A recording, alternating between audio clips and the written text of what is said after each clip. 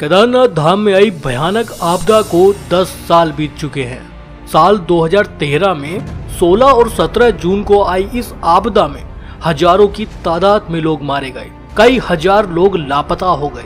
कई दिनों से हो रही मूसलाधार बारिश और फिर चोराबाड़ी झील के फटने से राज्य का ये हिस्सा पूरी तरह से तहस नहस हो गया।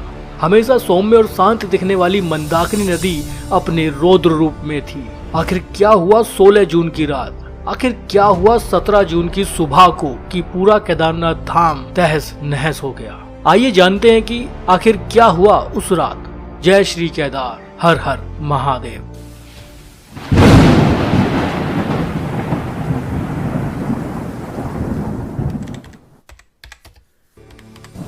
पंद्रह जून 2013 से केदारनाथ घाटी में भारी बारिश शुरू हो गई थी। ऐसी बारिश वहां के लोगों ने शायद पहले कभी नहीं देखी थी। 16 जून को भी बारिश जारी रही। इस दौरान केदारनाथ धाम के आसपास के पहाड़ों पर बनी छोटी बड़ी सभी झीलों में पानी भर चुका था। ग्लेशियर भी लगातार पिघलने लगे थे। केदारनाथ धाम में तीर्थ यात्रियों, पुजारियों समेत अन्य लोगों की भारी भीड़ मौजूद थी। उस समय केदारनाथ धाम में कई हजार लोग मौजूद थे। लोग बारिश रुकने का इंतजार कर रहे थे, लेकिन किसी को ये खबर नहीं थी कि 16 जून की शाम को आखिर क्या होने वाला है। हर साल की भांति इस साल भी केदारनाथ धाम के कपाट 14 मई 2013 को विधि विधान से वही बैंड बाजे के साथ खोले गए।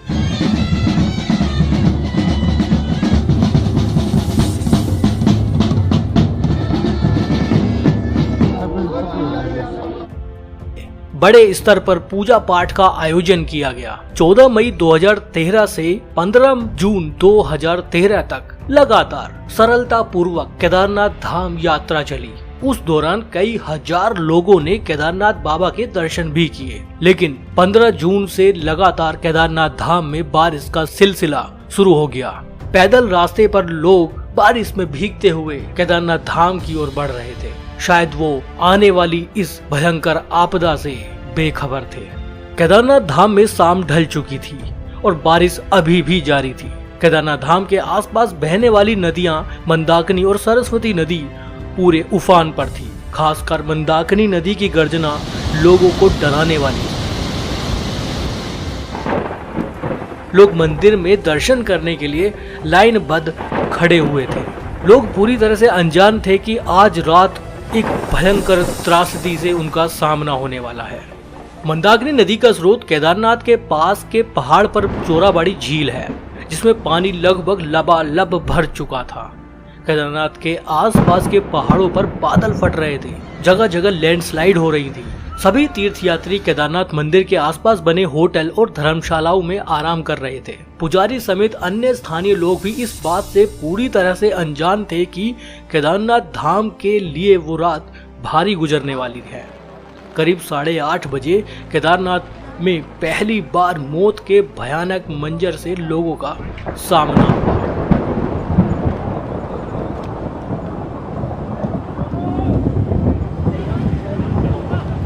दो दिन से पहाड़ों पर हो रही भारी बारिश और बादल फटने से लैंडस्लाइड शुरू हो गया।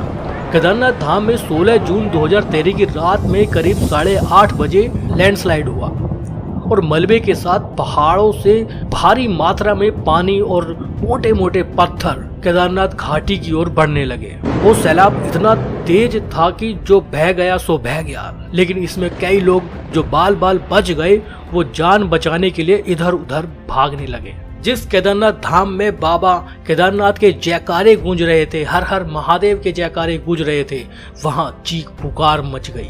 जान बचाने के लिए लोग होटल व धर्मशालाओं की छतों की ओर जाने लगे। कुछ लोग पहाड़ों की तरफ पलायन करने लगे। रात का वक्त था, किसी को भी अंदाजा नहीं था कि ये त्रासदी कितनी बड़े स्तर पर होने वाली थी। केदारनाथ मंदिर के आसपास बसा शहर चारों तरफ से गर्जना करती नदियों से घिर चुका था। मौत के खौफ से लोग कुछ नहीं समझ पा रहे थे और वो सुबह होने का इंतजार करने लगे। लेकिन उन्हें क्या पता था कि आने वाला समय और भी खतरनाक होने वाला है, क्योंकि सुबह को इससे भी खतरनाक, इससे भी भयानक कुछ होने वाला था। रात भर केदारनाथ धाम बस्ती के आसपास से गर्जना के साथ नदियां बहती रहीं। लोग बचने के लिए रास्ते खोजने लगे। लोग दहशत से पूरी तरह भर चुके थे, लेकिन केदारनाथ धाम में फंसे ये लोग बारिश रुकने का फिर भी इंतजार ही कर रहे थे। रात भर लगातार बारिश होती रही। मंदिर, होटलों, रेस्ट हाउस में जाग रहे लोग यही सोच रहे थे कि अब पता नहीं क्या होने वाला है। 17 जून 2013 अचानक मंदाकिनी नदी की भयानक गर्जना के बीच चोराबाड़ी ताल के एक तरफ का पत्थर तटबंध जोरदार आवाज के साथ टूटा और मानो केदारनाथ घाटी में कयामत आ गई। लोग उस सैलाब को दूर से देख पा रहे थे और केदारनाथ घाटी में भगदड़ मच गई। ताल का सारा पानी मलबा, पत्थर, बड़ी बड़ी चट्टानों के साथ तेज गति से बहता हुआ केदारनाथ बस्ती को तहस नहस करता हुआ होटलों, घरों, रेस्ट हाउस, धर्मशालाओं, दुकानों को मिट्टी में मिलाता हुआ निकल गया और पीछे छोड़ गया सैकड़ों हजारों मौतों का एक ऐसा मंजर जिसे देखने वालों की रूह कांप उठेगी। करीब 40 किलोमीटर प्रति घंटे की रफ्तार से 100 मीटर ऊंची पानी की लहरों में बड़ी बड़ी मोटी मोटी चट्टानें भी थी। इस सैलाब में बहुत से होटल, घर बह चुके थे और यह अपने साथ कई लोगों को बहा कर ले गया। केदारनाथ बस्ती में किस्मत से जिंदा बच गए लोगों के रिश्तेदार सैलाब में बह गए थे। इनमें से हजारों लोगों का आज तक भी पता नहीं चल पाया है। कुछ मिनटों में ही केदारनाथ घाटी में मकानों की जगह, होटलों की जगह पत्थरों का मलबा बन गया था। इंसानों की लाशें जहां तहां पड़ी हुई थी। चोराबाड़ी ताल से निकलने वाली इस तबाही के सैलाब के रास्ते में जो भी गांव, शहर आया, वहां भारी तबाही मची। रामबाड़ा और गौरीकुंड के इलाकों में सबसे ज्यादा जान माल का नुकसान हुआ। तबाही में केदारनाथ मंदिर बच गया, जिसके पीछे एक बहुत बड़ी चट्टान आकर रुक गई थी और सैलाब पत्थर के दोनों किनारों से निकल गया। इस 5 से 10 मिनट के अंदर केदारनाथ घाटी मिट्टी में मिल चुकी थी। आंखों के सामने ही पूरे के पूरे परिवार बहते चले गए। एक दूसरे को बचाने के लिए वे हाथ पकड़े हुए थे, लेकिन सैलाब की ताकत उनके रिश्तों की ताकत से कहीं ज्यादा थी। चंद मिनटों में सैकड़ों हजारों परिवार उजड़ गए। एक एक परिवार के 8-8, 10-10 लोग लापता हो गए थे। सैलाब का ऐसा तांडव गुजरा कि लोग कुछ भी समझ नहीं पा रहे थे, लेकिन बारिश अभी भी नहीं थमी। किस्मत से केदारनाथ घाटी में कुछ लोग अभी भी जिंदा बच चुके थे, जो बारिश के रुकने का इंतजार कर रहे थे। खाना पानी उनके पास कुछ नहीं था। 17 जून 2013 की सुबह में जो ये सैलाब आया, उससे पूरी केदारनाथ घाटी नष्ट हो चुकी थी। 18 जून की रात में मौसम थोड़ा साफ हुआ, बारिश थोड़ी थमी। वहीं दूसरी ओर बात करें तो निचले इलाकों में भी भारी नुकसान हुआ। रामबाड़ा केदारनाथ धाम के यात्रा मार्ग पर पड़ने वाला एक मुख्य पड़ाव था, जो पूरी तरह से नष्ट हो गया। गौरीकुंड में भी भयंकर त्रासदी मची। रुद्रप्रयाग जिले के सैकड़ों होटल्स पानी के सैलाब में बह गए थे।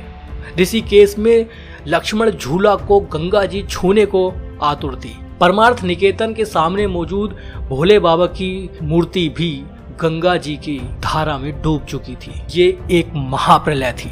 केदारनाथ धाम के अलावा बद्रीनाथ धाम, हेमकुंड साहिब, गोविंद घाट, जोशी मठ में भी भारी नुकसान हुआ। पार्किंग में मौजूद सैकड़ों हजारों गाड़ियां ताश के पत्तों की तरह सैलाब में बह चुकी थी।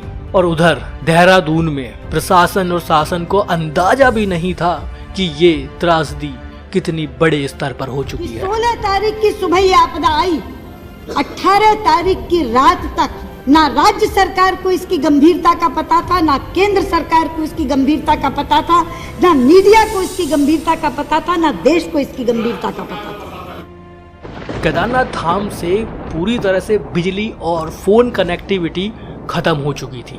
केदारनाथ घाटी के लोगों का निचले इलाकों से किसी भी तरह से संपर्क करने का जरिया नहीं बचा था। 16 जून, 17 जून 2 दिन केदारनाथ घाटी में भयंकर त्रासदी मची। 18 जून को पहली बार सेना का एक हेलीकॉप्टर हवाई सर्वे करने के लिए आया,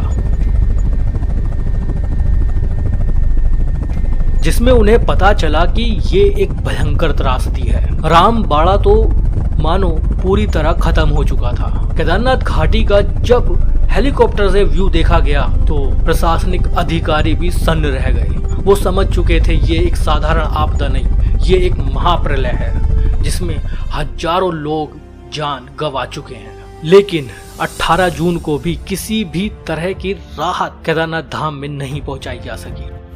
18 तारीख को पहला हेलीकॉप्टर सेना का उड़ा था, लेकिन 19 तारीख को आपने विधिवत बचाव कार्य शुरू किया, जबकि घटना 16 तारीख सुबह 7 बजे की थी। 19 तारीख को रेस्क्यू ऑपरेशन शुरू किया गया।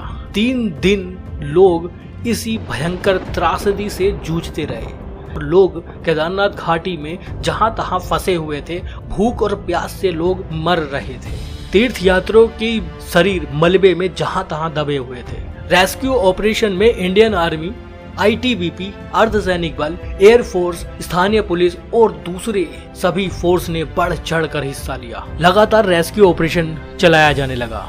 हेलीकॉप्टर के जरिए जहां तहां लोग फंसे हुए थे उन्हें खाने पीने की सामग्री पहुंचानी शुरू की गई। सेना का सिर्फ एक ही मकसद था कि ज्यादा से ज्यादा लोगों को सुरक्षित स्थानों पर पहुंचाया जा सके। हेलीकॉप्टर के जरिए लोगों को केदारनाथ धाम से सुरक्षित स्थान गुप्त काशी व अन्य स्थानों पर ले जाना शुरू किया गया।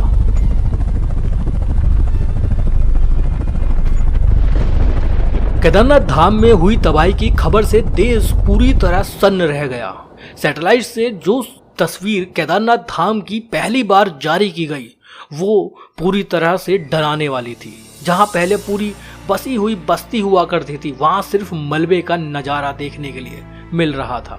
5 से 10 मिनट के इस सैलाब ने पूरी केदारपुरी को नष्ट कर दिया था। बताया जाता है कि इसमें 12,000 से ज्यादा लोग मारे गए, लेकिन आंकड़ा इससे कई गुना ज्यादा था।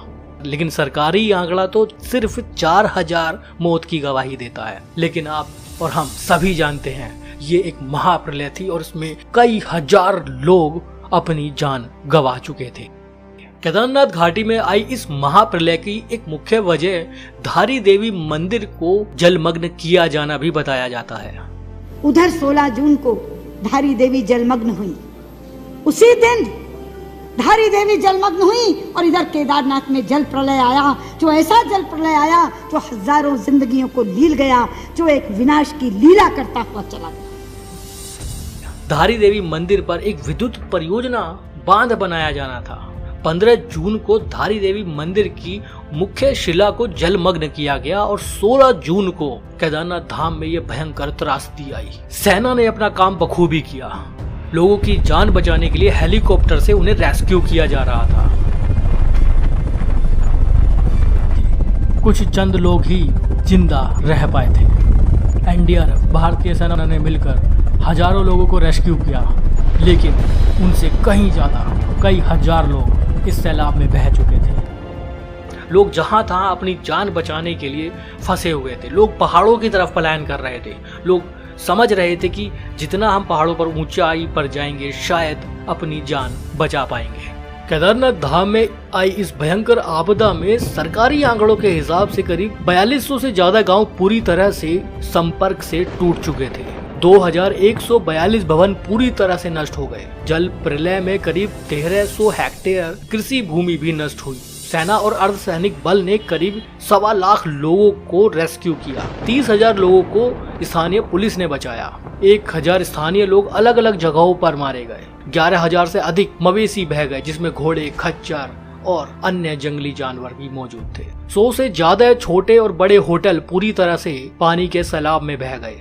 9 नेशनल हाईवे और 35 राज्य हाईवे पूरी तरह से नष्ट हो गए। 2385 सड़कों को अब खोज पाना भी बहुत मुश्किल है। 86 मोटर पुल और 172 बड़े और छोटे ब्रिज जलमग्न हो गए। ये उत्तराखंड ही नहीं बल्कि पूरे भारत की सबसे बड़ी महाप्रलय थी, जिसमें आज भी कई हजार लोग लापता हैं और लोग इसी उम्मीद में आज भी बैठे हैं कि शायद उनके अपने एक दिन घर वापस जरूर लौट कर आएंगे। केदारनाथ धाम में आई इस भयंकर त्रासदी का एक कारण वहां होने वाला अव्यवस्थित विकास भी था। शायद प्रकृति को वो पसंद नहीं आया। लेकिन अभी भी क्या केदारनाथ धाम में हो रहे इस विकास की इतनी ज्यादा जरूरत है? क्या केदारनाथ धाम में मौजूद भोले बाबा को एक आकर्षण की जरूरत है? क्या जरूरत है वहां पर 40 टन के ओम को केदारनाथ धाम के चबूतरे पर स्थापित करने की? क्या वहां पर लोगों के लिए कोई सेल्फी पॉइंट बनाना चाहते हैं?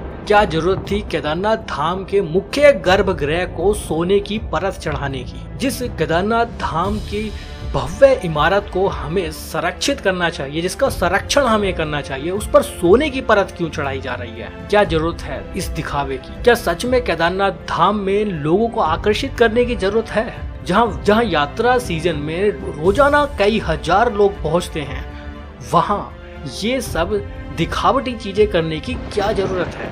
क्या वापस हम उसी ओर बढ़ने लगे हैं? उम्मीद करता हूं केदारनाथ धाम की ये जानकारी आपको अच्छी लगी होगी, और मैं उम्मीद ये भी करता हूं कि अगर आप केदारनाथ धाम यात्रा पर जाते हैं तो अपना यात्रा रजिस्ट्रेशन जरूर करा कर जाइए, वहां चेक हो या ना हो, लेकिन अगर आप यात्रा पंजीकरण कराकर जाएंगे तो आप केदारनाथ धाम मंदिर में दर्शन करने वाले लोगों की गिनती में गिने जाएंगे। अदरवाइज आपका कोई भी आंकड़ा केदारनाथ धाम में मौजूद नहीं रहेगा। उम्मीद करता हूँ ये वीडियो आपको बहुत अच्छी लगी हो तो ज़्यादा से ज़्यादा लोगों तक इसको शेयर जरूर करिएगा, लाइक कीजिएगा अगर आपको हमारा ये प्रयास अच्छा लगा हो। कमेंट बॉक्स में हर हर महादेव, जय बाबा केदारनाथ जरूर लिखिएगा। बहुत बहुत धन्यवाद।